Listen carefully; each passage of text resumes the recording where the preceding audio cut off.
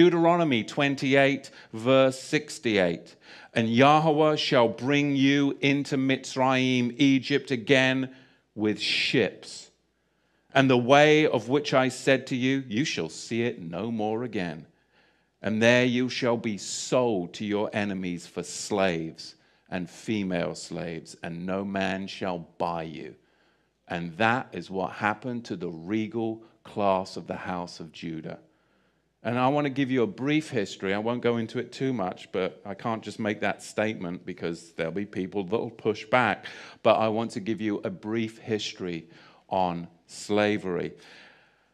I was just amazed, I got to tell you. I mean, when you come to America and you talk to people about slavery, you can talk to black people about slavery, white people about slavery, and they'll give you all this history on slavery, and it only goes back to the 16th and the 17th century.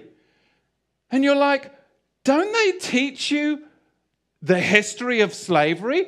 Why? Ask the bloody question. Why are they only teaching you the history of slavery as far back as the 16th and the 17th century? Why are they only going that far back? Because they don't want you to go farther back than that, because then you'll actually find out the truth. But from the 16th and 17th century, we'll teach you about slavery. You've got to go further back, and you've got to understand and question, why do they do this throughout the whole of America, in all the public schools? Why do they only go back as far as the 16th and the 17th century to talk about slavery? We've got to go further back than that.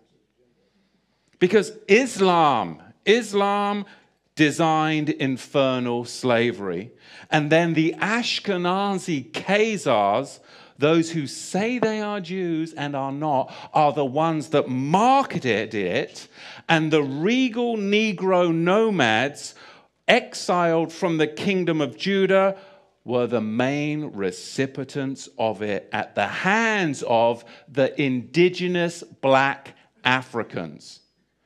Because you've got to understand, the regal class of the house of Judah came down from Israel, and they came into the land of the black Africans.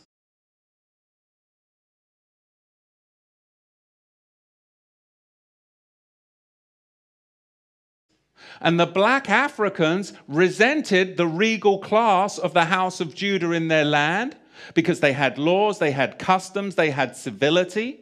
And they were a regal class of Negro that came down into Africa. And later on, it was the Ashkenazi, the Islamic slave traders as well, that then worked together with the indigenous black Africans to enslave the regal house of Judah. This is what we've got to understand, but you've got to go back before the 16th century to understand the roots of it.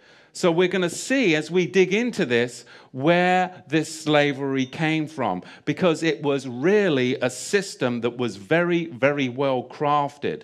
There was Islamic masters, and there were white Ashkenazi Khazar ship owners.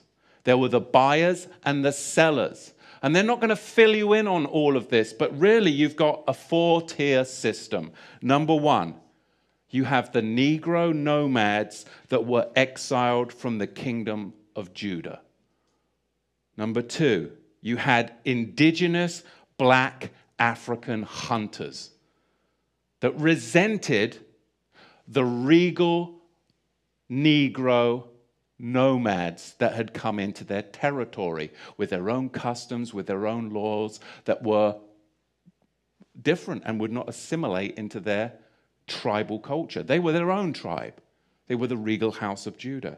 And number three, you had Islamic trappers that worked with the indigenous black Africans to trap the regal Negro house of Judah.